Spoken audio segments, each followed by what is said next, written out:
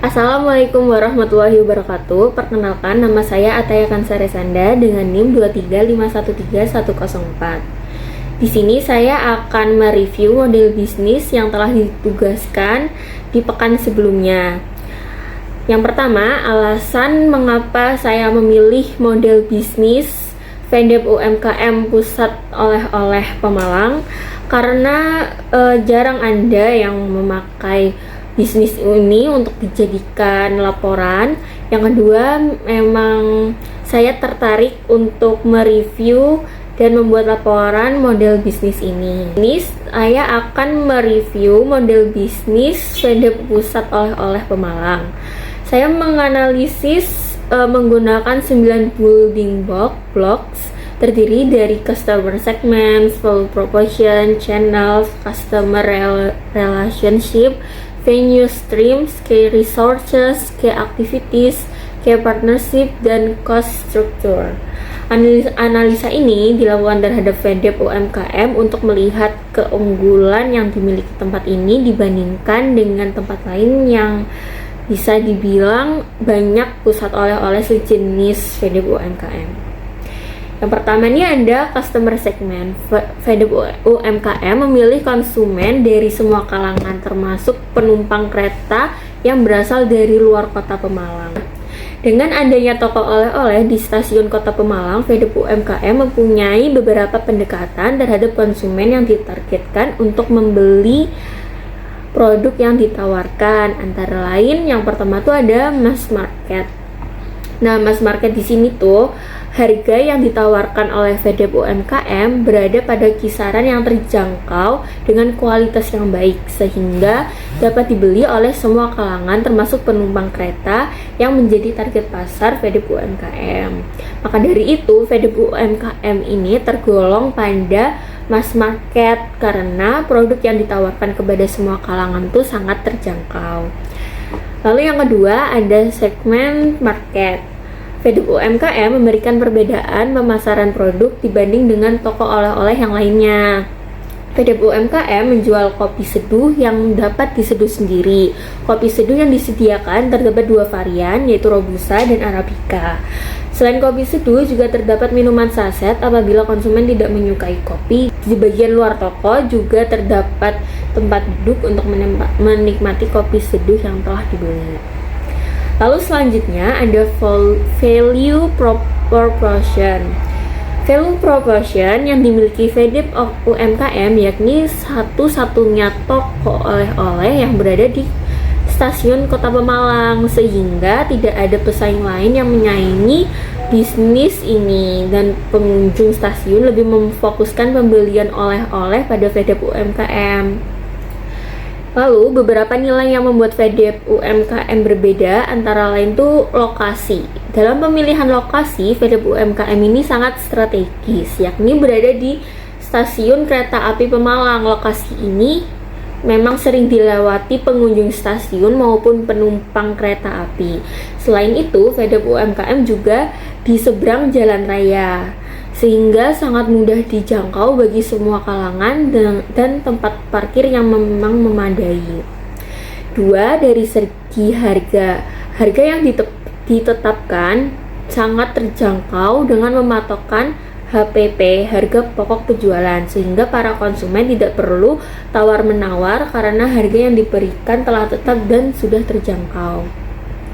Yang ketiga, ada keanekaragaman produk. Oleh-oleh yang disediakan sangat banyak jenisnya dan bervariasi, mulai dari olahan ikan, ayam, sapi, dan juga buah-buahan seperti nanas yang menjadi sorotan oleh khas Pemalang.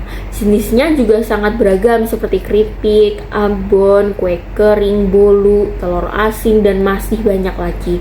Hal ini membuat banyak pembeli yang berdatangan ke VDP Pusat UMKM tuh tidak bingung untuk memilih apa oleh-oleh yang ingin dia beli. Lalu selanjutnya ada channels. VDP Pusat Oleh-oleh Pemalang memasarkan produknya kepada konsumen dengan beberapa cara, antara lain outlet langsung. Yang lokasinya ini sangat strategis, yaitu di Stasiun Pemalang, Jalan Veteran Polutan, Kecamatan Pemalang, Kabupaten Pemalang, Jawa Tengah. Lalu yang kedua, ada sosial media. Selain outlet langsung, Fedep UMKM ini juga memasarkan produknya lewat WhatsApp dan GrabFood. Lalu selanjutnya ada customer relationship. Interaksi yang dilakukan oleh Fedep UMKM dengan cara self-service. Pelanggan dapat melakukan self-service seperti memindai menyeduh kopi sendiri tanpa perlu bantuan dari staf. Hal ini tidak hanya mempercepat proses, tetapi juga meningkatkan pengalaman pelanggan dengan mengurangi waktu tunggu. Selain itu, Fedep Pusat Oleh-oleh Pemalang juga menggunakan interaksi model bantuan personal, yang dimana pelanggan dan petugas pelayanan dapat berinteraksi dan berkomunikasi untuk mendapatkan bantuan serta pertanyaan yang diberikan oleh pelanggan. Lalu selanjutnya ada revenue stream, di mana sumber pemasukan yang didapatkan oleh Fedep UMKM ini bekerja sama dengan produsen makanan olahan. Para produsen menitipkan dagangannya kepada Fedep UMKM, dan jika produk terjual, maka Fedep UMKM mendapatkan keuntungan dari penjualan produk ini. Selain itu, Fedep UMKM juga menjual produk-produk selain produk titipan, dari situlah pendapatan yang dihasilkan. Selanjutnya ada key resource. Fedep UMKM memiliki kualitas produk yang baik, tahan lama, dan aman dikonsumsi sehingga dapat disimpan dalam waktu yang lama.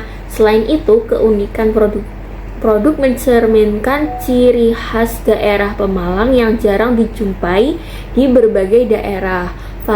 Variasi yang disediakan oleh Fedep UMKM sangat beragam macamnya, sehingga konsumen dapat bebas memilih variasi sesuai selera. Begitupun produsen olahan Fedep UMKM. Mereka memiliki jaringan komunikasi yang baik sehingga dapat memastikan ketersediaan produk secara terus-menerus. Selanjutnya ada key activities. Aktivitas utama yang dilakukan oleh Fedep UMKM Pusat Oleh-oleh Pemalang yakni memastikan bisnis yang dijalankan dapat terus berlangsung dengan cara yang pertama, produsen. Bekerja sama dengan produsen dapat membantu bisnis tetap berjalan dengan baik, menyediakan produk, sehingga produk yang sudah habis segera diproduksi kembali dan tidak adanya kehabisan stok di toko. Yang kedua, Anda memberikan pelayanan yang baik. Pelayanan yang baik dapat membantu menciptakan hubungan yang kuat antara perusahaan dan pelanggan, meningkatkan loyalitas dan kepercayaan. Dengan mencerminkan sikap profesionalisme dan kualitas dapat membuat nama baik reputasi di mata publik. Lalu selanjutnya ada key partnership.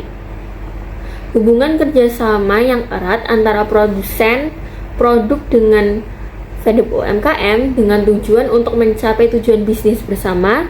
Dengan dilakukannya kerjasama akan saling menguntungkan dan saling melengkapi dari kedua pihak. Fedep UMKM mengandalkan produsen sebagai pemasok untuk menjamin barang selalu tersedia. Selanjutnya ada cost struktur. Biaya yang harus ditanggung oleh Fedep UMKM ini terdiri dari 3 jenis biaya, yaitu fixed cost, variable cost, dan overhead cost. Lalu biaya yang ditetapkan harus ditanggung oleh Fedep UMKM antara lain tuh biaya sewa tanah dan gedung sama gaji pekerja.